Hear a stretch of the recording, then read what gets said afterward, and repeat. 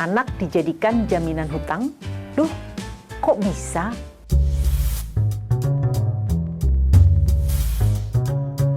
Lagi-lagi karena drama Korea.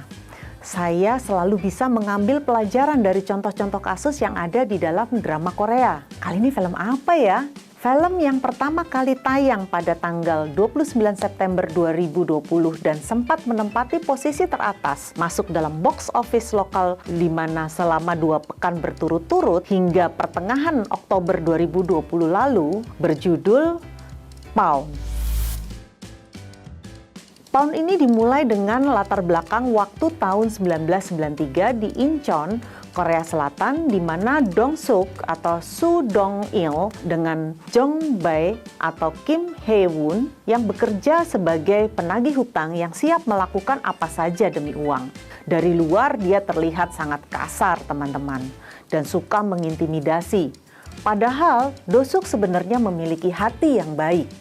Pada suatu hari, dia menagih hutang Myung Ja yang diperankan oleh Kim Yoon Jin yang mengalami kesulitan ekonomi yang membuat Myung Ja malah memberikan anaknya yaitu Sung Yi atau Park Sung yang diperankan oleh Park Sung Yi sebagai jaminan kepada Dong Suk. Sung Yi yang awalnya menjadi jaminan hutang juga menjadi sesuatu yang amat berharga bagi Do Suk dan juga Jong Bae selama bertahun-tahun sehingga anak tersebut tumbuh menjadi dewasa. Nah, pertanyaannya nih, kalau di Indonesia apa boleh seorang anak dijadikan sebagai jaminan hutang? Sekarang kan banyak nih orang yang terkena judi online atau kena pinjaman online sehingga betul-betul terjerat dalam hutang. Jika kita berbicara dalam hukum positif, jaminan hutang dibedakan menjadi satu adalah jaminan umum yang sifatnya secara umum atau jaminan khusus yang dibagi menjadi jaminan kebendaan yang terdiri dari gadai, fidusia, hak tanggungan, hipotek, dan resi gudang, serta jaminan perorangan, yaitu corporate garansi atau personal garansi.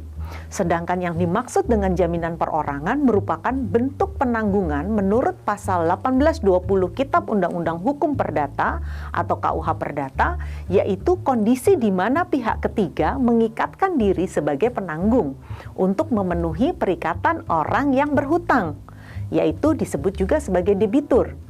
Jika debitur tersebut tidak memenuhinya atau melakukan suatu prestasi yang secara hukum dikenal dengan perjanjian penanggungan, terdapat beberapa ketentuan di dalam KUH Perdata yang harus diperhatikan dalam perjanjian penanggungan itu sendiri. Di antaranya, yang pertama, tidak ada penanggungan jika tidak ada suatu perikatan pokok yang sah menurut undang-undang. Jadi tidak bisa ada personal garansi atau corporate garansi tanpa adanya perjanjian kredit. Yang kedua, penanggung tidak dapat mengikatkan diri dalam perjanjian atau dengan syarat-syarat yang lebih berat daripada perikatan yang dibuat di antara debitur dengan kreditur. Dalam hal penanggung bukan merupakan seorang debitur. Yang ketiga, penanggungan hutang harus diadakan dengan pernyataan yang tegas. Tidak boleh untuk memperluas penanggungan hingga melebihi ketentuan-ketentuan yang menjadi syarat-syarat mengadakannya. Yang keempat, penanggung tidak wajib membayar kepada kreditur kecuali debitur lalai membayar utangnya, dan dalam hal tersebut barang kepunyaan debitur harus disita dan dijual terlebih dahulu untuk melunasi hutangnya. Kecuali penanggung telah melepaskan hak istimewanya, hal mana biasanya dibuat di dalam akta-akta personal garansi atau corporate garansi. Berdasarkan ketentuan di atas, perjanjian penanggungan baru bisa diadakan jika dinyatakan dengan tegas atas kemauan dari si penanggung untuk mengikatkan diri sebagai penanggung orang yang berhutang atau pihak yang berhutang yang disebut sebagai debitur tadi. Sementara itu, jaminan kebendaan hanya berlaku bagi benda-benda, baik benda bergerak maupun benda tidak bergerak, bukan orang, berdasarkan pasal 1827 KUH Perdata tersebut. Berbunyi, debitur yang diwajibkan menyediakan seseorang penanggung harus mengajukan seseorang yang cakap untuk mengikatkan diri dalam perjanjian maupun untuk memenuhi perjanjiannya dan bertempat tinggal di Indonesia. Yang tidak cakap untuk membuat persetujuan adalah yang pertama anak yang belum dewasa, yang kedua orang yang ditaruh di bawah pengampuan, yang ketiga perempuan dalam hal ini yang telah menikah, di mana selanjutnya setelah adanya perubahan terhadap KUH Perdata, perempuan yang sudah menikah boleh membuat penanggungan asal dengan persetujuan dari pasangannya. Setiap anak selama dalam pengawasan dan pengasuhan orang tua, wali, atau pihak manapun yang bertanggung jawab atas pengasuhan berhak mendapatkan perlindungan dari perlakuan antara lain. Yang pertama, eksploitasi baik ekonomi maupun seksual. Misalnya memperalat, memanfaatkan, memeras anak untuk memperoleh keuntungan pribadi, keluarga, atau golongan. Yang kedua, kekejaman, kekerasan, dan penganiayaan. Perlakuan kejam misalnya tindakan perbuatan secara zolim, keji, bengis, atau tidak menaruh belas kasihan kepada anak. Yang berikutnya, kekerasan dan penganiayaan, misalnya melukai dan atau mencederai anak tidak semata-mata secara fisik, tapi juga secara mental dan secara sosial.